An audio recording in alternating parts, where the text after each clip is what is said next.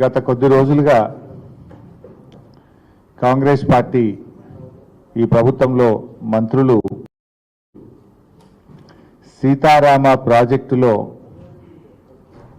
ప్రారంభోత్సవం కోసం సన్నాహక సమావేశాల పేరు మీద నెత్తి మీద నీళ్లు జల్లుకుంటూ పోటీలు పడుతూ చేస్తున్నటువంటి ప్రయత్నాల్ని మనం చూస్తూ ఉన్నాం. ఒక మంత్రి గారు మొదటి పంప్ హౌస్కు బటన్ ఒత్తి నెత్తి మీద నీళ్లు జల్లుకొని భూమికి దండం పెట్టాడు. వెంటనే ఇంకో మంత్రి గారు వెళ్ళి తనకంటే ముందు క్రెడిట్ కొట్టేయాలని ట్రాక్టర్ నడుపుతూ వెళ్ళి ఇది నేనే చేస్తున్నట్టుగా ఇంకో మంత్రి గారు చెప్పారు. అసలు నేను కదా నీటిపారుదల మంత్రి అని నిన్న ఇంకో మంత్రి గారు పోయి ఆయన కట్టుకొత్తి ఇది నాది అని చెప్పి నా సొంతమని మూడవ మంత్రి గారు బయలుదేరినారు. ఇక ఈ ముగ్గురు మంత్రులు క్రెడిట్లో పోయి ఇప్పుడు 15వ తారీఖు నాడు ముఖ్యమంత్రి గారు పోతారట. రాష్ట్రంలో సీతారామ ఎత్తిపోతల పథకం ఈరోజు గౌరవ కేసీఆర్ గారు తన ఇష్టమైన ప్రాజెక్టుగా ఆయన గారు రూపొందించినటువంటి ఆయన గారు నిర్మించినటువంటి ఈ ప్రాజెక్టు పైన క్రెడిట్ కొట్టేయడానికి కాంగ్రెస్ ప్రభుత్వం ఆపసోపాలు పడతా ఉంది. ఈ ప్రభుత్వ వైఖరి గమనిస్తే ఎట్లా ఉందంటే ఔరోం కి షాదీ మే అబ్దుల్లా దివానా అనే సామెత గుర్తొస్తూ ఉంది. 10 సంవత్సరాల్లో బీఆర్ఎస్ ప్రభుత్వం చేసిన కృషి, ఈ ఫలితాలను సాధించిన గొప్ప విజయాలను తమ విజయాలుగా చెప్పుకునేందుకు కాంగ్రెస్ పార్టీ పడుతున్న ఆపసోపాలు, ఈ సర్కారు పడుతున్నటువంటి ఫీట్లను చూస్తూ ఉంటే నవ్వొస్తూ ఉంది. ఖమ్మం జిల్లా కరువు బాధలు తీర్చాలని సీతారామ ప్రాజెక్టు నిర్మాణానికి సంకల్పం చేసింది కేసీఆర్ గారు. పవిత్రమైన లక్ష్యంతో చేపట్టినటువంటి ఈ ప్రాజెక్టుకు సాక్షాత్తు సీతారామచంద్రుల వారి పేరే ఉండాలని చెప్పి వారి పేరు పెట్టుకుంటే ఈ ప్రాజెక్టు శరవేగంగా పూర్తవుతుందని చెప్పి ముఖ్యమంత్రిగా ఆ రోజు కేసీఆర్ గారు నిర్ణయించారు. అనతి కాలంలో ఎన్నో అడ్డంకులు సృష్టించినప్పటికీ కూడా గత కాంగ్రెస్ నాయకులు కోర్టుల్లో కేసులు వేసి అనేక అడ్డంకులు సృష్టించే ప్రయత్నం చేసినా కూడా ఎప్పటికప్పుడు సమస్యల్ని పరిష్కారం చేస్తూ ఈ ప్రాజెక్టును వేగంగా నిర్మించే ప్రయత్నం చేసింది ఆనాటి బీఆర్ఎస్ ప్రభుత్వం. ఇవాళ ప్రభుత్వం మారినందువల్ల ప్రారంభించే అవకాశం కాంగ్రెస్ పార్టీకి ముఖ్యమంత్రి రేవంత్ రెడ్డికి వచ్చింది. ఇక రిబ్బన్ కట్టింగ్ అవకాశం వచ్చింది కదా అని ప్రాజెక్టు కట్టినట్లు కటింగ్ ఇచ్చే ప్రయత్నం చేస్తే జనం నవ్వుకోరా? రిబ్బన్ కట్టింగ్ అవకాశం వచ్చిందని ప్రాజెక్టే తాము కట్టినట్లు కటింగ్ ఇచ్చే ప్రయత్నం చేస్తే ప్రజలు నవ్వుకుంటారు. ఇతరుల ఘనత తమ ఘనతగా చెప్పుకునేటువంటి వ్యక్తిని ఏమంటారు? పరాన్న జీవులు అంటారు. ఇంగ్లీష్లో అయితే పారాసైట్స్ అంటారు. ఇవాళ మిమ్మల్ని చూస్తుంటే కూడా అదే అనిపిస్తూ ఉంది. ఒక ప్రాజెక్టు కట్టాలంటే దానికి సర్వే జరగాలి, డిపిఆర్ తయారు కావాలి, భూసేకరణ జరగాలి, టెండర్ల ప్రక్రియ జరగాలి, నిర్మాణానికి నిధులు సమకూర్చాలి. ఇవన్నీ దశలు పూర్తి కావాలంటే మరి ఎందుకు తెస్తారా? ఇవి ఏమవసరం ఉందిరా? ఇవన్నీ దశలు పూర్తి కావాలంటే కనీసం కొన్ని సంవత్సరాలు పడుతుంది. 7-8 నెలల లోపలనే మీరు కట్టేసిండ్రు ఈ ప్రాజెక్టు. 7-8 నెలల డిపిఆర్ తయారైంది, మీరు టెండర్లు పిలిచిండ్రు, సర్వేలు చేసిండ్రు, ల్యాండ్ ఎక్విజిషన్ చేసిండ్రు, పంపులు మోటార్లు తెచ్చి బిగించిండ్రు, సబ్స్టేషన్లు కట్టిండ్రు. 8 నెలలు మొత్తం మీరు తయారు చేసి ఇనాగ్రేషన్ చేస్తుండ్రా? నవ్వుకుంటున్నారు జనం మీ యొక్క దాన్ని చూసి. రోజు ఒక్క మంత్రి పోతున్నాడు, పడిపోతున్నాడు. వాళ్ళ మధ్య పోటీ నడుస్తుంది. ఇప్పుడు ఫస్ట్ సమస్య ఏంటంటే రోజు పేపర్లు చూస్తుంటే ముగ్గురు ఖమ్మం జిల్లా మంత్రుల మధ్య పోటీ నడుస్తుంది. ఒక ఆయన పోగానే తెల్లారి ఇంకో ఆయన పోతాడు, తెల్లారి ఇంకో ఆయన పోతాడు. మీరు ముగ్గురు ఎట్లా పోతారని నీళ్ళ మంత్రి పోతాడు, అగో నీళ్ళ మంత్రి ఎట్లా పోతాడు అని ఇప్పుడు ముఖ్యమంత్రి పోతాడు. ఇది నడుస్తుంది ఖమ్మం జిల్లాలో. గమ్మత్ ఏంటంటే పోనీ మీరు చేసిన దానికి ఏదైనా చెప్పుకునే ప్రయత్నం చేసినా బాగుండు. ఇలా బీఆర్ఎస్ ప్రభుత్వం చేసిన దాన్ని తమ ఘనతగా చెప్పుకునేటువంటి పరిస్థితికి అంటే ఒక పరాన్న జీవులుగా ఈ కాంగ్రెస్ పార్టీ ప్రభుత్వం నాయకులు వ్యవహరిస్తూ ఉన్నారు. ఇది ఎట్లుందంటే మొన్నదాకా చూసిండ్రు మీరు, మేము అసెంబ్లీలో కూడా చెప్పినాం 30,000 ఉద్యోగాల కథ ఎట్లున్నదో సీతారామ ప్రాజెక్టు కథ కూడా గట్లనే ఉన్నది. ఎందుకంటే వీళ్ళు బీఆర్ఎస్ ప్రభుత్వ హయాంలో నోటిఫికేషన్లు ఇచ్చి పరీక్ష నిర్వహించి ఎగ్జామ్ రిజల్ట్స్ కూడా ఇచ్చి కొన్ని చోట్ల ఫిజికల్ టెస్టులు కూడా చేసి మెడికల్ టెస్టులు కూడా చేసి కొన్ని టెక్నికల్ రీజన్స్ వల్ల కానీ కోర్టు కేసు వల్ల కానీ ఎలక్షన్ కోడ్ వల్ల అపాయింట్మెంట్ ఆర్డర్ మాత్రమే పెండింగ్లో ఉండే. కానీ ఇవాళ ఎట్లయిపోయిందంటే అపాయింట్మెంట్ లెటర్లు ఇచ్చే అవకాశం వస్తే ఉద్యోగాలే మేము ఇచ్చినామని ప్రచారం చేసుకుంటున్నటువంటి మీరు సీతారామ ప్రాజెక్టు విషయంలో కూడా సత్యం చెప్తారని మేము అనుకోం. మేము కూడా ఏమి అనుకోవట్లేదు. నిజాలు చెప్తాం, ఇది బీఆర్ఎస్ చేసింది 90%, మేమేదో 5 పైసలు చేసినామని నిజాలు చెప్పే ధైర్యం మీకు లేదు. కానీ ఆ రోజు కేసీఆర్ గారికి ఉండే నిండు శాసనసభలో చెప్పారు, రాజీవ్ ఆరోగ్యశ్రీ పథకం కానీ ఫీజు రియంబర్స్మెంట్ పథకం కానీ 108 అంబులెన్సులు కానీ ఇది రాజశేఖర రెడ్డి గారు చేసిన చాలా మంచి పని, దీన్ని యథావిధిగా కొనసాగిస్తామని చెప్పిన ధైర్యము సంస్కారము ఆ రోజు మా ప్రభుత్వానికి మా నాయకుడు కేసీఆర్కు ఉండే. కానీ మీరేంది మీ సంస్కారం? టెక్స్ట్ బుక్కుల్లో అప్పటికే ప్రింట్ అయినటువంటి పిల్లల పాఠ్య పుస్తకాల్లో కేసీఆర్ గారి పేరున్నదనో కేసీఆర్ గారి ఫోటో ఉన్నదనో పేపర్లు చింపి తమ పేర్లు అతుకు పెట్టుకున్నటువంటి వికారం ఈ ముఖ్యమంత్రి గారిది, రేవంత్ రెడ్డి గారిది. మేము నిర్మించిన ఫ్లైఓవర్లకు ఓపెనింగులు చేస్తూ మేము కట్టిన ప్రాజెక్టులకు ప్రారంభోత్సవం చేస్తూ మా హయాంలో ఆర్డర్ ఇచ్చినటువంటి బస్సులకు జెండాలూపుతూ మా హయాంలో మంజూరైన కళ్యాణ లక్ష్మి చెక్కులు పంచుతూ కాలం గడుపుతున్నారు తప్ప ఒక్కటైనా నిర్మాణాత్మకమైన అడుగు ఈ 9 నెలల కాలంలో పడ్డదా అని నేను అడుగుతా ఉన్నా. అంతకన్నా మీరు ఏం చేసిందో అని నేను అడుగుతా ఉన్నా. ఇదంతా మీ మజ్బూరి, ఇంతకుమించి మీరు చేసేది కూడా ఏం కనబడతలేదు మాకు. కేసీఆర్ గారి ఆనవాళ్లు చెరిపేస్తాం అని చెప్పి బీరాలు పలికినటువంటి ఈ నాయకులు ఇలా కేసీఆర్ గారు బీఆర్ఎస్ ప్రభుత్వం సాధించినటువంటి విజయాలను మీవిగా చెప్పుకోవడానికి మీరు పడుతున్నటువంటి తాపత్రయమే మీ మీద మా నైతిక విజయానికి ఒక సూచిక. మీ తన్లాట చూస్తుంటే మేము ఆల్రెడీ నైతికంగా మేము గెలిచినట్టే. మేము ఇచ్చిన ఉద్యోగాలు మీ ఉద్యోగాలుగా చెప్పుకుంటారు. మా హయాంలో 90% పూర్తయిన సీతారామ కట్కొత్తి మేమే చేసినామని చెప్పుకునే ప్రయత్నం చేస్తారు. మా ప్రభుత్వంలో నిర్మించిన ఫ్లైఓవర్లకు రిబ్బన్లు కత్తిరించి మేమే కట్టినట్టు ఫోజులు ఇచ్చే ప్రయత్నం చేస్తున్నారు. మా ప్రభుత్వంలో ఆర్డర్లు ఇచ్చి తయారైన బస్సులకు జెండాలు ఊపుతూ మేమే చేసినామని చెప్పే ప్రయత్నం చేస్తూ మీరు ఇంతకు మించి ఏం చేసినారు? ఒక్క మంచి అడుగు పడ్డదా? సీతారామ నిర్మాణం కోసం మేము కృషి చేస్తుంటే ఆ రోజు ఇదే కాంగ్రెస్ పార్టీ నాయకులు కోర్టుల్లో కేసులు వేసిండ్రు.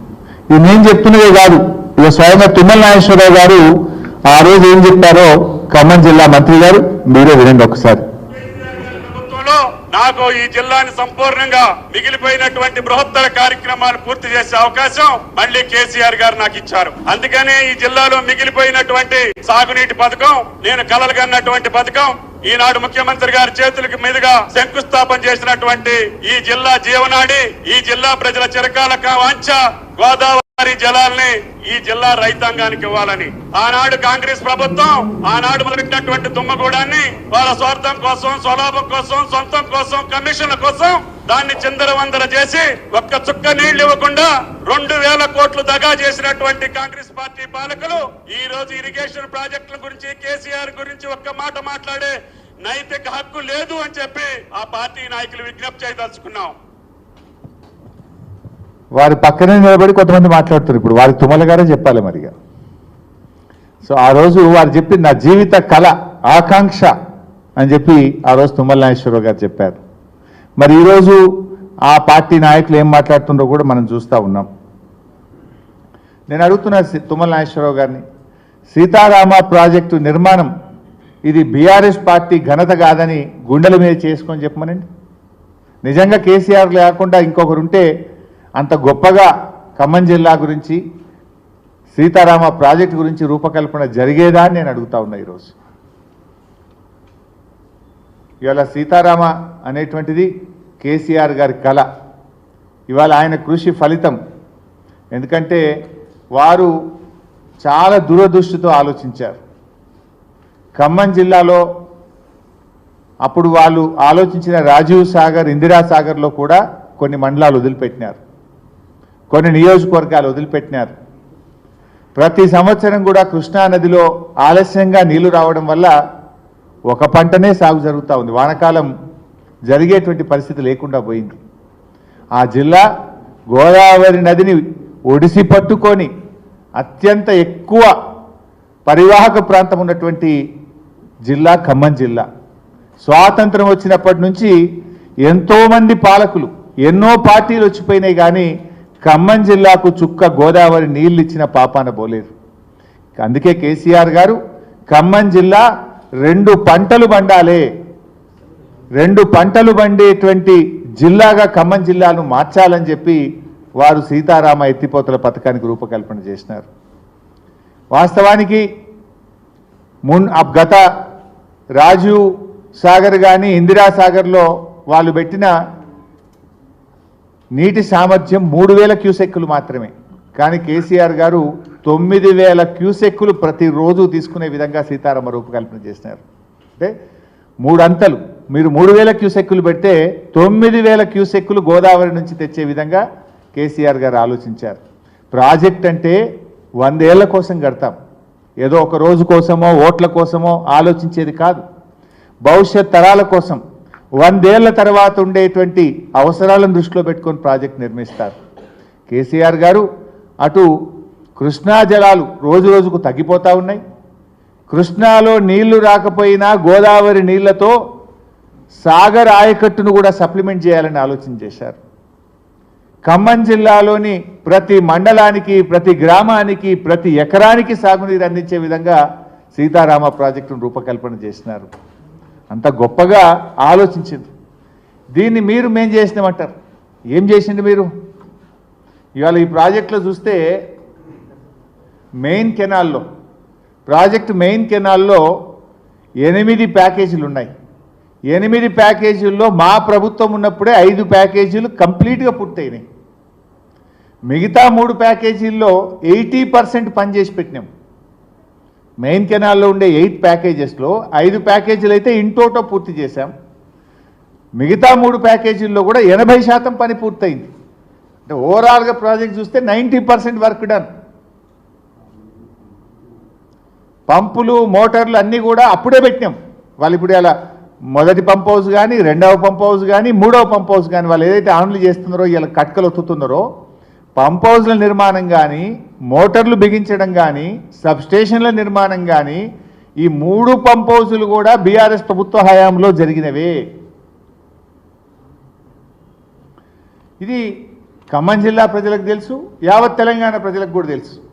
కానీ ఇక వీళ్ళు మాత్రం అక్కడ పోయి ఏదో నెత్తి మీద నీళ్లు చల్లుకోగానే తమ పాపాలన్నీ పోతాయి అన్నట్టు ఇదంతా మేమే చేసినామని ప్రజలు నమ్మిస్తామని అనుకోవడం అది పొరపాటు. ఎందుకంటే ఆ ప్రాజెక్టు పేరే సీతారామ ప్రాజెక్టు. శ్రీరామచంద్రుడు సత్యవాక్ పరిపాలకుడు, సత్యానికి ధర్మానికి ప్రతిరూపమైన భగవంతుడు శ్రీరామచంద్రుడు. ఆయన పేరు మీద కట్టిన ప్రాజెక్టుపై అసత్య ప్రచారాలు చేస్తే మిమ్మల్ని ఆ భగవంతుడు కూడా క్షమించడు.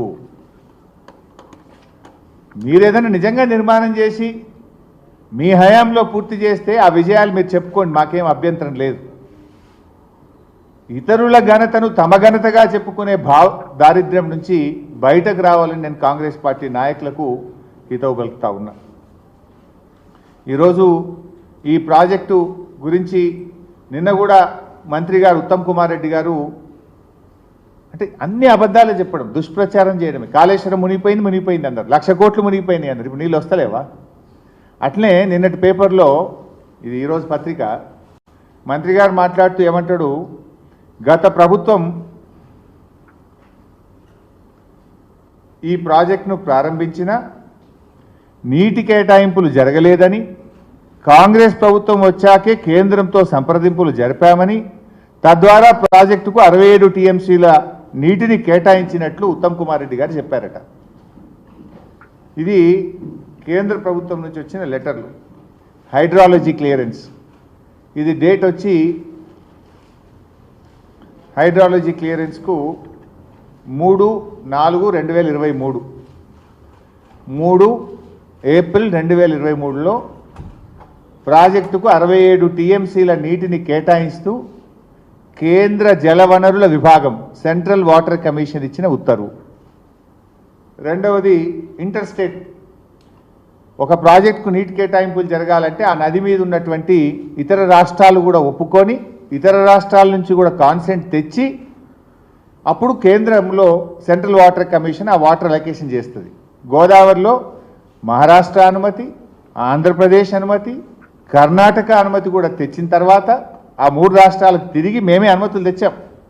ఆ 3 రాష్ట్రాల అనుమతులు తెచ్చిన తర్వాత సెంట్రల్ వాటర్ కమిషను ఎంత స్పష్టంగా చెప్పిందో కూడా మీకు చదివి వినిపిస్తా. ఇది డేట్ కూడా చెప్తా మీకు. 6/7/2023 అంటే 6th July 2023. All as planned utilization from the project is much below the 75% dependable net yield at project site, and downstream sanction utilizations have been duly taken care of. Therefore, in accordance with said guidelines for examination of projects, the consolidated DPR of Sitarama Lift Irrigation Project, Sitamma Sagar Barrage is acceptable for interstate angle for total utilization of 67.05 TMC. అంటే ముందు hydrology క్లియరెన్స్లో 67 టీఎంసీలు కేటాయించారు. అన్ని రాష్ట్రాలు కూడా ఒప్పుకున్నాయి. మేము central water కమిషన్లో interstate విభాగం కూడా 67.05 టీఎంసీల నీటిని వినియోగించుకోవడానికి మాకు ఎటువంటి అభ్యంతరం లేదు అని కేటాయిస్తూ కూడా ఇది సెంట్రల్ వాటర్ కమిషన్ నుంచి జూలై 2023లో వచ్చిన లేఖ. కానీ మంత్రి గారు అంటారు ఈ మేమేమి అప్లై చేయలేదట, ఈయన వచ్చిన 8 నెలల్లో దరఖాస్తు పెట్టిండట, 67 టీఎంసీల నీళ్లు తెచ్చిండట. అబద్ధాలు అంటే కనీసం అతికెట్టని ఉండాలి. ఇంత దిగజారినటువంటి రాజకీయాలు అవసరమా? ఈరోజు వాస్తవానికి మీ చరిత్ర, మీరు ఆనాడు 2005లో ఇందిరమ్మ సాగర్, రాజీవ్ సాగర్ అనే ప్రాజెక్టులు ప్రారంభించి 2014 దాకా మీరే అధికారంలో ఉన్నారు. 9 ఏళ్ళు అధికారంలో ఉంటే నీటి కేటాయింపులు కూడా చేయలే. ఒక ప్రాజెక్టుకు ఇంటర్స్టేట్ అనుమతి కూడా మీరు తీసుకురాలేదు. ప్రాజెక్టుకు ఫారెస్ట్ క్లియరెన్స్ కూడా మీరు తీసుకురాలేదు. 9 ఏళ్లలో ప్రాజెక్టు పూర్తి చేయడం కాదు, 9 ఏళ్లలో కనీసం అనుమతులు కూడా తేనటువంటి ఘనత ఈ కాంగ్రెస్ ప్రభుత్వానికి. 2005 to 2014 ఇదే బట్టి విక్రమార్క గారు డిప్యూటీ స్పీకర్గా క్యాబినెట్ ర్యాంకులో ఉన్నా ఆ రోజు ఖమ్మం జిల్లా ప్రాజెక్టును మీరు పట్టించుకోకపోవడం వల్ల 9 ఏళ్లలో అనుమతులు కూడా మీరు సాధించలేదు. ఇవాళ ఈ ప్రాజెక్టు ఏ రకంగా చూసినా గతంలోని ఇందిరాసాగర్, రాజీవ్ సాగర్ల కంటే ఈ యొక్క ప్రాజెక్టు ఖమ్మం జిల్లాకు ఒక వరప్రదాయం. మీరు చూస్తే ఈరోజు ఇందిరాసాగర్ అంతర్రాష్ట్ర ప్రాజెక్టుగా మారిపోయింది. దాని హెడ్ వర్క్స్ ఏమో ఆంధ్రాలు ఉంటాయి, పారకం తెలంగాణలో ఉంటుంది. అంటే ప్రతిరోజు ఆంధ్ర మీద ఆధారపడి మనకు నీళ్ళు వచ్చేటువంటి పరిస్థితి. ఆ సమస్యను తొలగించడం కోసం మనము ఇందిరాసాగర్, రాజీవ్ సాగర్లను మార్చుకొని రీఇంజనీరింగ్ చేసుకొని సీతమ్మ సాగర్ ప్రాజెక్టును మనము ఈ ప్రాజెక్టును రూపకల్పన చేసుకున్నాం. ఆ రోజు రాజీవ్ సాగర్, ఇందిరాసాగర్లో 10 పంపింగ్ స్టేషన్లు ఉండే. ఎక్కువ పంపింగ్ స్టేషన్లు ఉంటే ఎక్కువ సమస్యలు వస్తాయి. కేవలం దాన్ని 4 పంపింగ్ స్టేషన్లకే తగ్గిస్తూ మనము ఈ ప్రాజెక్టును రూపకల్పన చేసుకున్నాం. ఆ రోజు ప్రాజెక్టులో ఉన్న ఆయకట్టు చూస్తే 3,24,000 ఎకరాలు ఉంటే ఇవాళ 6,74,000 ఎకరాలకు ఆయకట్టు కూడా పెంచుకోవడం జరిగింది. ఆ రోజు 27 టీఎంసీల నీటి కేటాయింపు ఉంటే ఇవాళ 67 టీఎంసీల నీళ్లను కేటాయించింది బీఆర్ఎస్ ప్రభుత్వం. ఆ రోజు బ్యారేజ్లో 1.2 నిల్వ సామర్థ్యం ఉంటే దాన్ని 36 టీఎంసీల నిల్వ సామర్థ్యానికి దుమ్ముగూడెం బ్యారేజ్ దగ్గర మనం పెంచుకున్నాం. మరి ఆ రోజు ఖమ్మం జిల్లాలోని తిరుమలాయిపాలెం కానీ, కూసుమంచి కానీ, నెలకొండపల్లి మండలం కానీ, ఖమ్మం రూరల్ మండలం కానీ, ముదిగొండ మండలానికి చుక్క నీరిచ్చే అవకాశం లేకుండే. ఆ రోజు రాజీవ్ సాగర్, ఇందిరా సాగర్లో కొన్ని మండలాలను, కొన్ని నియోజకవర్గాల్ని వదిలిపెట్టినారు. అవి కరువు పీడిత ప్రాంతాలు, తాగడానికి నీళ్లు లేక కష్టపడేటువంటి ప్రాంతాలకు ఆ రోజు మీరు అవకాశం కల్పించలే. కానీ సీతారామ ప్రాజెక్టులో ఈ తిరుమలాయపాలెం, కూసుమంచి, నేలకొండపల్లి, ఖమ్మం రూరల్, ముదిగండతో పాటు ప్రతి ఎకరానికి ఖమ్మం జిల్లాలో నీళ్ళు వచ్చే విధంగా మేము రూపకల్పన చేసుకోవడం జరిగింది. మహబూబాద్ మరి మన డోర్నకల్ ప్రాంతానికి కూడా నీళ్ళు వచ్చే విధంగా రూపకల్పన చేసుకోవడం జరిగింది. ఇంకోటి ఏంటంటే సాగర్ గురించి మనందరికీ తెలుసు. ఇప్పుడు పైన కర్ణాటక ఆల్మట్టి కట్టిన తర్వాత, పైన యూటిలైజేషన్ పెరిగిన తర్వాత ఆగస్టు సెప్టెంబర్లో కానీ మనకు నాగార్జున సాగర్కు నీళ్ళు వస్తలేవు. అంటే మొదటి పంట పోతూ ఉంది. ప్రతిసారి నాట్లు ఎప్పుడన్నా వచ్చినా ఆలస్యంగా పడతా ఉన్నాయి. 2 పంటలు పండే పరిస్థితే లేదు. ఒకటే పంట, అది లేటుగా వేసుకునేటువంటి పరిస్థితి వస్తూ ఉంది. ఇవాళ ఏమైతుంది, ఖమ్మం జిల్లా సీతారామ అనేది మన దుమ్ముగూడెం దగ్గర కట్టుకున్న బ్యారేజు 365 రోజులు నీళ్లు ఉంటాయి అక్కడ. దాంట్లో జూన్ నెలలోనే లిఫ్టింగ్ చేసుకుంటే జూన్లోనే ఖమ్మం జిల్లా రైతులు నాట్లు వేసుకునే అవకాశం వస్తుంది. బంగారమోలే 2 పంటలు పక్కాగా పండే జిల్లా ఈ రాష్ట్రంలో ఖమ్మం జిల్లా అవుతుంది. ఆ రకంగా మేము రూపకల్పన చేసినాం. ఇలా బ్యారేజ్ మనం పెంచుకోవడం ద్వారా, కొత్త బ్యారేజ్ కట్టుకుంటే అద్భుతంగా 36 టీఎంసీల నిల్వ సామర్థ్యం ఉంటుంది. జూన్లోనే మోటార్ లాంచ్ చేసుకుంటే జూన్లోనే ఖమ్మం జిల్లా మొత్తం నాట్లు పడుతుంది. మన కృష్ణా జలాలు వచ్చినా రాకపోయినా, సాగర్ నిండినా నిండకపోయినా, అటు సాగర్ ఆయకట్టు, ఖమ్మం జిల్లాలోని ప్రతి ఎకరా 2 పంటలు పండే విధంగా ఈ యొక్క సీతారామ ప్రాజెక్టును బీఆర్ఎస్ ప్రభుత్వం రూపకల్పన చేసింది. మీరు అది కనీసం కలనన్నగన్నారా? కలలోనైనా మీకు ఇటువంటి ఆలోచన వస్తుందా? ఇలా కేసీఆర్ గారు ఇంత గొప్పగా ఆలోచిస్తే కనీసం ఒక మంచి మాట చెప్పకపోయినా మీరు బురద జల్లే ప్రయత్నం. ఇదేదో తమ క్రెడిట్గా చెప్పుకుంటే ఖమ్మం జిల్లా ప్రజలు, రాష్ట్ర ప్రజలు నవ్వుతారు. ఏం చేసిందని మీరు ఇవాళ పాలేరు కానీ, వైరా కానీ, లంకా సాగర్ రిజర్వాయర్లు స్టెబిలైజ్ అవుతాయి. కొన్ని సంవత్సరాలు చుక్క నీళ్ళు లేవు. పాలేరుల డ్రింకింగ్ వాటర్ ఉంది ఖమ్మం జిల్లా. ఇలా ఖమ్మం పట్టణానికి 3 రోజులకోసారి, 2 రోజులకోసారి మంచినీళ్ళు వస్తున్నాయి. రేపు సీతారామ పాలేరుకు లింక్ అయితే తాగునీటికి, సాగునీటికి ఢోకా లేకుండా పాలేరు రిజర్వాయర్ 365 రోజులు నిండు కుండలాగా ఉండే విధంగా పాలేరుకు సీతారామ ప్రాజెక్టుని కలిపాం మేము. సాగర్లో నీళ్లున్నా లేకపోయినా, కృష్ణాలో వరద వచ్చినా లేకపోయినా, పాలేరు, వైరా, లంకా సాగర్ రిజర్వాయర్లు 365 రోజులు గోదావరి జలాలతో కలకలలాడే విధంగా తెచ్చాం. ఈ 3 రిజర్వాయర్లే కాదు, ఖమ్మం జిల్లాలో ఉండే 3000 చెరువులకు ఈ ప్రాజెక్టు ద్వారా లింక్ చేయడం జరిగింది. ఈ 3000 చెరువులు, ఈ 3 రిజర్వాయర్లు, ఇవన్నీ కూడా ఇంటర్లింక్ చేసి అటు సాగర్ ఆయకట్టుకు, కొత్త ఆయకట్టుకు కూడా నీళ్ళు ఇచ్చే విధంగా రూపకల్పన చేసినాం. చాలా సందర్భాల్లో టెయిల్ ఎండ్ అయి ఖమ్మం జిల్లాకు సాగర్ నీళ్లు రాక పంటలు ఎండిపోయిన పరిస్థితులు, రైతులు ధర్నాలు చేసినటువంటి పరిస్థితులు. ఆ ప్రజల కళ నెరవేర్చాలని 3,40,000 ఎకరాల సాగర్ ఆయకట్టు సీతారామ ప్రాజెక్టు ద్వారా స్థిరీకరణ చేసేటువంటి ప్రయత్నం కూడా చేశాం.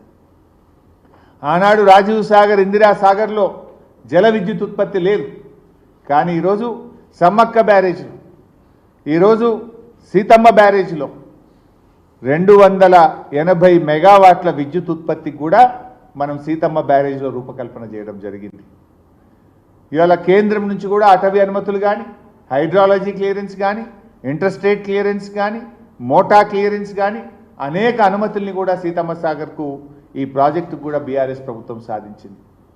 అంతేకాకుండా స్వయంగా కేసీఆర్ గారే ఆనాటి జల విద్యుత్ శాఖ మంత్రి దగ్గరికి వెళ్ళి మరి వారితో కూర్చొని భరత్ సింగ్ షెకావత్ గారితో మాట్లాడి ఈ ప్రాజెక్టుకు అనుమతులు సాధించారు. స్వయంగా ముఖ్యమంత్రిగా తానే పలుసార్లు కేంద్ర జలవనరుల మంత్రి గారి దగ్గరికి వెళ్ళడం జరిగింది. మరి అదేవిధంగా ఆ రోజు రాజీవ్ సాగర్, ఇందిరా సాగర్లో 18 కిలోమీటర్ల కిన్నెరసాని అభయారణ్యం ఉండే wild life forest. Wild life forest ఉంటే దానికి సుప్రీంకోర్టు అనుమతి ఇవ్వాలి. 2005లో మీరు ప్రాజెక్టు కొబ్బరికాయ కొట్టి 2014 వరకు అధికారంలో ఉంటే 9 ఏళ్లలో వైల్డ్ లైఫ్ క్లియరెన్స్ కూడా మీరు తీసుకురాలి. ఖమ్మం జిల్లాకు నీళ్ళు ఇచ్చే ఉద్దేశం మీకు లేకుండే, మీకు ఆ సిన్సియారిటీ లేకుండే.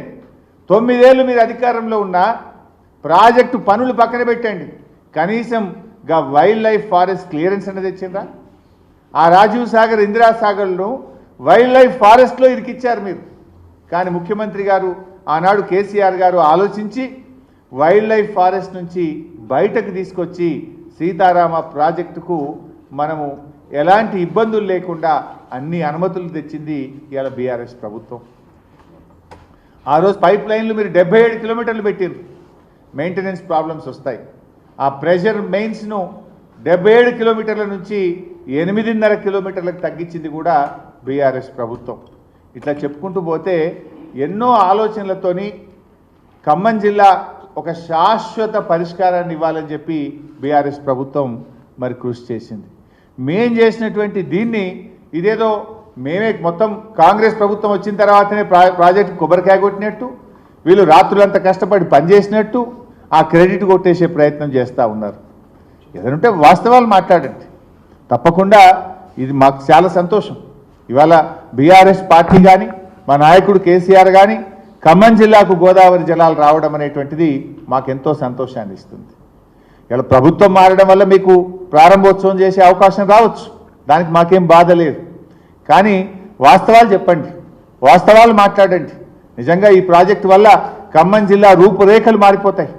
ఖమ్మం జిల్లా ఇక ముఖాన్ని మొగులుగు పెట్టి చూడాల్సిన అవసరం లేదు.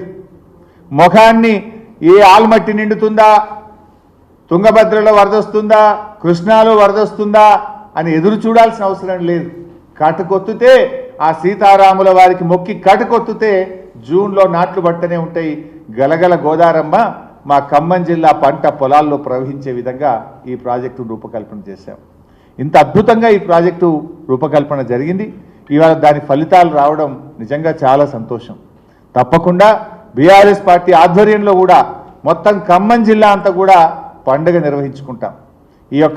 ఈ ప్రాజెక్టు ప్రారంభమయ్యేటువంటి సందర్భంలో తప్పకుండా ఖమ్మం జిల్లా యావత్తు కూడా ఒక పండగలాగా చేసుకునేటువంటి ఒక శుభ సందర్భం.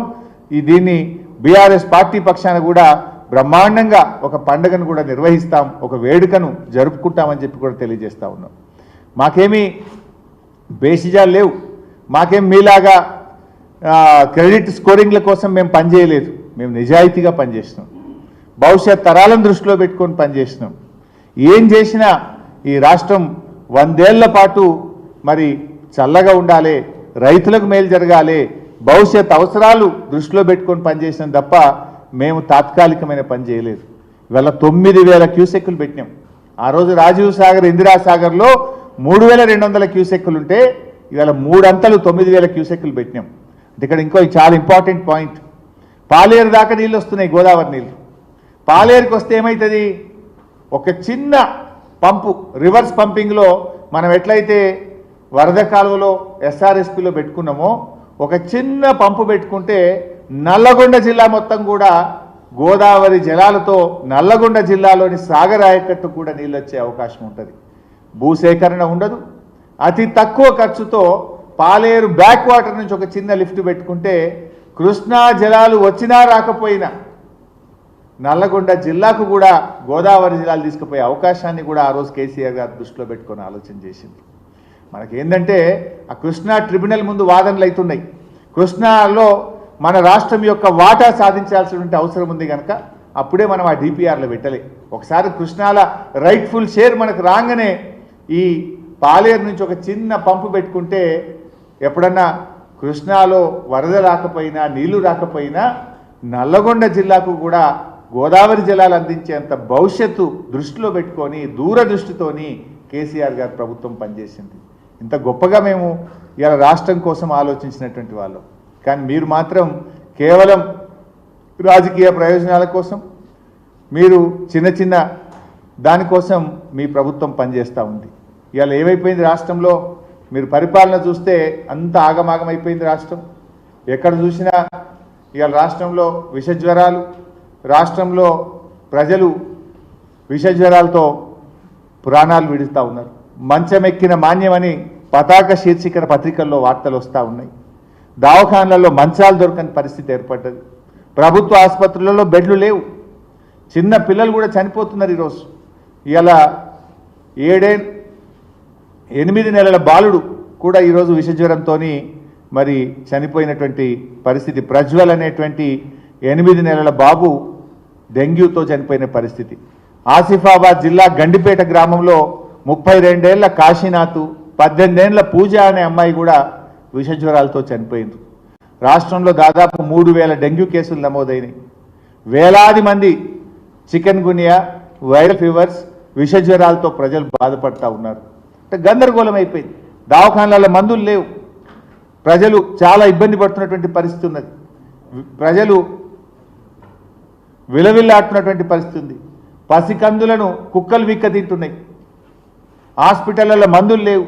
పల్లెల్లో పారిశుద్ధ్యం పడికేసింది. 8 నెలల్లో అంతా ఎటమటం అయిపోయింది. గురుకులాల్లో మా అక్క చెప్తుంది ఎలుకలు కొరుకుతున్నాయి పిల్లలు. గురుకులాల్లో విషాహారం తిని ప్రతిరోజు పేపర్లో చూడండి 30 మందికి మరి ఆసుపత్రుల పాలైంది, 20 మంది ఆసుపత్రుల పాలైంది. ఇక్కడ విషాహారం తిన్నారు, ఎలుకలు పడ్డాయి, బల్లులు పడ్డాయి, పిల్లలకు బయలు వాంతులు పెట్టినాయి. ఏదో ఒక గురుకుల పాఠశాల, ఎస్సీ గురుకులమో, మైనార్టీ గురుకులమో, బీసీ గురుకులమో నిత్య కృత్యం అయిపోయింది రాష్ట్రంలో. ఆనాడు మా ప్రభుత్వం ఉన్నప్పుడు ఎప్పుడన్నా 6 నెలలకో ఏడాదికో ఒక్క చోట జరిగితే వీళ్ళు రాద్ధాంతం చేద్దురు. కానీ ఇలా అసలు గురుకులాల్లో పిల్లలు అనారోగ్యం పాలైనరు. కానీ ఒక్కరోజు ఉంటే ఒట్టు, ప్రతిరోజు ఏదో ఒక గురుకులంలో విషాహారం తిన్నారు, పిల్లలకు జ్వరాలు వచ్చినాయి, బయలువాంతులైనాయి, దవాఖానలు పడ్డారు, ఆగమాగమవుతున్నారు. ఇలా అన్నం కారం మెతుకులతో పిల్లలు తినే ఫోటోలు కూడా చూసినాం కదా మనం. కనీసం వాళ్ళకు తిండి కూడా సరిగా పెట్టలేరు. కారం వేసుకొని నూనె వేసుకొని అన్నం మెతుకులు పిల్లల్ని తినేటువంటి పరిస్థితి ఈరోజు ఈ ప్రభుత్వం తీసుకొచ్చింది. అంటే పాలన పడకేసింది.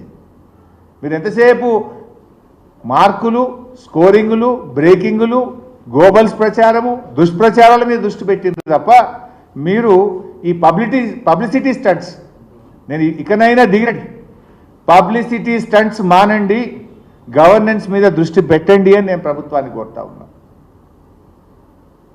ఎందుకంటే మీరు నిజంగా గవర్నెన్స్ మీద దృష్టి పెడితే ప్రతిరోజు సంక్షేమ హాస్టళ్లలో పిల్లలు ఆసుపత్రుల పాలు కారు కదా. రాష్ట్రంలో మలేరియా, డెంగ్యూ, వైరల్ ఫీవర్స్ ఇంతగా ప్రబలై కదా. జ్వరం సర్వే అని పెట్టిండు, అది తూతూ మంత్రం నడిచింది. జ్వరం సర్వే అంతా తూతూ మంత్రంగానే నడిచింది తప్ప ఎక్కడైతలేదు. మీరు లిక్కర్ టార్గెట్ల మీద దృష్టి పెట్టింది గవర్నమెంట్. సీరియస్ పని చేస్తుంది గవర్నమెంట్. ఎడ పని చేస్తుందంటే నువ్వు వైన్ షాప్ వాళ్ళకి ఫోన్లు చేసి లోడ్ ఎత్తుతావా అని అధికారులు బెదిరిస్తున్నారు. ఇది కూడా పతాక శీర్షికల వార్తలు వస్తున్నాయి. వైన్ షాపులకు టార్గెట్లు పెట్టి లిక్కర్ ఆదాయం పెంచడం మీద ఉన్న శ్రద్ధ ప్రజల ఆరోగ్యాన్ని కాపాడే విషయంలో ఈ ప్రభుత్వానికి లేకుండా పోయింది. టార్గెట్లు పెట్టి మరీ వైన్ షాపులను, బార్లను బెదిరించి ప్రజలకు ఇంకా తాగించండి, అమ్మండి అని బెదిరించి ఇలా వైన్ షాపులకు లోడ్ల మీద లోడ్లు బుకింగ్లు పెట్టి చేపిస్తున్నటువంటిది ప్రభుత్వం. దాని మీద మీకు శ్రద్ధ ఉన్నది.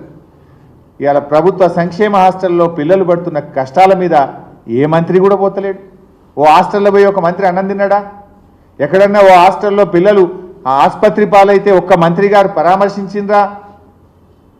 కారం మెతుకులతో పిల్లలు అన్నం తింటే స్పందించిందా ఈ ప్రభుత్వం? దాని మీద స్పందించారు. మా ప్రభుత్వం చేసిన పనుల విషయంలో పబ్లిసిటీ కోసం మాత్రం జిమ్మిక్కులు చేస్తున్నారు. వచ్చిన బీఆర్ఎస్ ప్రభుత్వం చేసిన పనులకు నీళ్లు మేమిచ్చినాం, మేం చేసినామని చెప్పి ప్రయత్నం చేసే తనలాటుంది. నిన్న కూడా 6 కుక్కలు కొరికినాయట. నిన్న 7 మందిని 6 కుక్కలు కొరికితే 3 సీరియస్ ఉన్నారని పొద్దుగాలేదో పేపర్లో వార్త చదివిన. ఇది పరిస్థితి. ఒకవైపు కుక్కలు బిక్క తింటున్నాయి, ఇంకోవైపు దోమలు కుడుతున్నాయి, డెంగ్యూ ఫీవర్స్, వైరల్ ఫీవర్స్, హాస్టళ్లలో ఆగమాగం ఉన్న పరిస్థితి, ఎలుకలు కొరుకుతున్నాయి. దీని మీద మీరు ఎవరు దృష్టి పెట్టలేరు. Is it the way? ఇదా ప్రభుత్వాన్ని నడిపించేటువంటి తీరు? దాని మీద దృష్టి పెట్టండి. ఇలా మలేరియా, డెంగ్యూ, వైరల్ ఫీవర్స్తో ప్రైవేట్ ఆసుపత్రులకు పోయి ప్రజలు చాలా ఇబ్బంది పడుతున్నారు. చాలామంది పేదవాళ్ళు అప్పుల పాలవుతున్నటువంటి పరిస్థితి ఈరోజు రాష్ట్రంలో చూస్తూ ఉన్నాం. మీ పుణ్యమాని సర్పంచులు అప్పుల పాలైనరు, పంచాయతీ సెక్రటరీలు అప్పుల పాలైనరు. ఇదైతే దేశంలో ఫస్ట్ టైం. ఎప్పుడైనా సర్పంచులకు కొన్ని పెండింగ్ బిల్లులు ఉన్నాయి, మనం విన్నాం. కానీ ఈరోజు రాష్ట్రంలో పంచాయతీ సెక్రటరీలకు కూడా పెండింగ్ బిల్లులు ఉన్నాయి. I'm challenging this government. ఈ రాష్ట్రంలో ఏ గ్రామ పంచాయతీ కనబోండి అప్పులు లేని పంచాయతీ సెక్రటరీ ఉంటే ఒట్టు. కాలిపోయిన బుగ్గలేనికో, డీజిల్ పోయడానికో, బ్లీచింగ్ పౌడర్కో, గడ్డి మందు కొనడానికో, ట్రాక్టర్ల డీజిల్ పోయడానికో ప్రతి సెక్రటరీ 1,00,000 నుంచి 3,00,000 రూపాయలు అప్పులపాలు అయిపోయారు. సర్పంచుల్ని అప్పులపాలు చేస్తుంది, సెక్రటరీలను కూడా అప్పులపాలు చేస్తుంది. పంచాయతీ సెక్రటరీలను అప్పులపాలు చేసిన ఘనత మాత్రం రికార్డు ఈ దేశంలో, ఈ కాంగ్రెస్ ప్రభుత్వంది రాష్ట్రంలో. ఏ సెక్రటరీనైనా మీరు పోయి అడగండి, ఏ ఊళ్ళోనైనా అడగండి, నేను రమ్మంటే రావడానికి రెడీగా ఉండి వస్తారా మా కాన్స్టిట్యున్సీకి రండి, పోదామా ఏ గ్రామానికో చెప్పండి. అప్పుల పాలు కానీ సర్పంచ్ లేడు, అప్పుల పాలు కానీ పంచాయతీ సెక్రటరీ లేడు. దమ్ముకొచ్చిండ్రు వాళ్ళు కూడా. ఇక మేము డీజిల్ పోయలేమని చేతులు ఎత్తితే ఇవాళ దోమలు పెరిగి, ఈగలు పెరిగి, వైరల్ ఫీవర్స్తో ప్రజలు బాధపడుతుంటే కూడా ఈ ప్రభుత్వం పట్టించుకున్న పరిస్థితి లేదు. Thank you.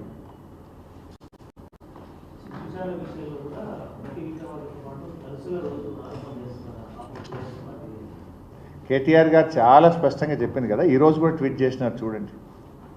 Thank you. అదే కదనే ఇప్పటిదాకా మొత్తుకున్నది. 75 కోట్లతో 1,50,000 ఎకరాలకు నిజంగా నీళ్ళు ఇస్తే నోబెల్ ప్రైజ్ ఇవ్వాలి ఆయనకు. అంటే 3 పంప్ హౌస్లు వెళ్ళి పోయి మోటార్లు వత్తిరు కదా. మొన్ననేమో ఫస్ట్ రోజు తుమ్మల గారు వచ్చిండ్రు, నిన్న బహుశా ఉత్తమ్ కుమార్ రెడ్డి గారు వచ్చారు. రేపు 3వ పంప్ హౌస్ కూడా రెడీ కాలేదని ఆందాక పోయి నారాజు అయి వాపసు వచ్చినట్టు రేపు ఇవ్వాలని వస్తారేమో. ఈ 3 పంప్ హౌస్లలో ఒక్క పంప్ హౌస్ అన్న కాంగ్రెస్ ప్రభుత్వ హయాంలో కట్టారా? పంప్ హౌస్ ఎక్స్కవేషన్ కానీ, మోటార్లు బిగించడం కానీ, సబ్స్టేషన్ల నిర్మాణం కానీ, ఈ పంప్ హౌస్లలో 10 పైసల పని కాంగ్రెస్ ప్రభుత్వం చేసిందా? మరి ఆ పంప్ హౌజులు పూర్తిగా అంది, గ్రావిటీ కెనాల్ పూర్తిగా అంది, సబ్స్టేషన్లు పూర్తిగా అంది, మరి నీళ్ళు వస్తాయా 75 కోట్లతో? 75 కోట్లకే నీళ్ళు వచ్చినాయంటే నోబెల్ ప్రైజ్కి మనం అందరం ఏకగ్రీవంగా మనం రికమెండ్ చేసి పంపుదాం. ఇక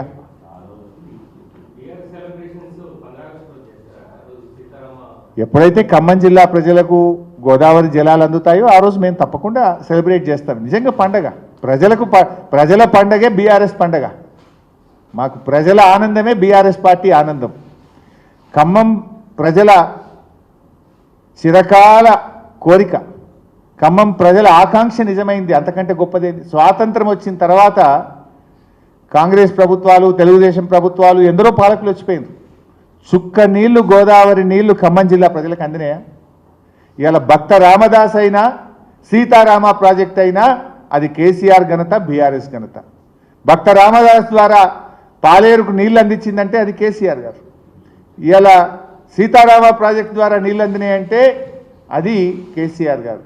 అండ్ మేము ఒత్త నీళ్ళు కాదు ఇది. నేను హానెస్ట్లీ ఐఎమ్ సేయింగ్, ఖమ్మం జిల్లా ప్రజలు నిజంగా వాళ్ళ పరిస్థితి మనమే చాలాసార్లు చూసాం. మధ్యలో పోయిన తర్వాత పశువులకు వదిలేస్తే పోయిన యాసంగి ఏమైంది? మొన్న యాసంగి పంట నీళ్లు రాక ఖమ్మం జిల్లా ప్రజలు యాసంగి పంట బీడుబడ్డాయి పొలాలన్నీ. ఎవరన్నా ఆశపడి వేసిన వాళ్ళు మధ్యలో గొర్రెలు మేకలకు పశువులకు వదిలిన పరిస్థితి చూసాం. కానీ రేపు సీతారామ ప్రారంభమైన తర్వాత ఖమ్మం జిల్లాలో ఇంచు భూమి కూడా ఖాళీ కనబడదు. ఇక ముఖాన్ని అటు సాగర్ వైపో, ఆల్మట్టి వైపో, శ్రీశైలం వైపో చూడాల్సిన అవసరం లేదు. సీతారామ దేవుడికి మొక్కి కట్టుకొత్తుతే 2 పంటలు పండే పరిస్థితి ఇలా ఖమ్మం జిల్లాలో తెచ్చింది కేసీఆర్ గారు. అటు సాగర్ ఆయకట్టును, ఖమ్మంలోని ప్రతి ఎకరానికి కరువు పీడిత ప్రాంతాలు, ఆ ప్రాంతాలకు కూడా నీళ్ళు వస్తాయి. ఖమ్మంలోని ప్రతి చెరువును సప్లిమెంటేషన్ చేయబోతున్నాం. ఖమ్మంలో ఉన్న మీడియం ఇరిగేషన్ ప్రాజెక్టులకు సప్లిమెంటేషన్ చేయబోతా ఉన్నాం. అంటే ఒక బహుళార్థక ప్రాజెక్టు. అటు విద్యుత్ ఉత్పత్తి అవుతుంది, సప్లిమెంటేషన్ అవుతుంది, త్రాగునీరు వస్తుంది, సాగునీరు వస్తుంది, సాగునీరులో కొత్త ఆయకట్టు వస్తుంది, పాత సాగర్ ఆయకట్టును కూడా సప్లిమెంట్ చేసే విధంగా రూపకల్పన చేశాం. ఇంకా ఒక అడుగు ముందుకేస్తే ఒక చిన్న లిఫ్టుతో అతి తక్కువ ఖర్చుతో నల్లగొండ జిల్లా సాగర్ ఆయకట్టును కూడా సస్యశ్యామలం చేసే విధంగా ఈ ప్రాజెక్టులో రూపకల్పన చేశాం. Thank you. ఒకసారి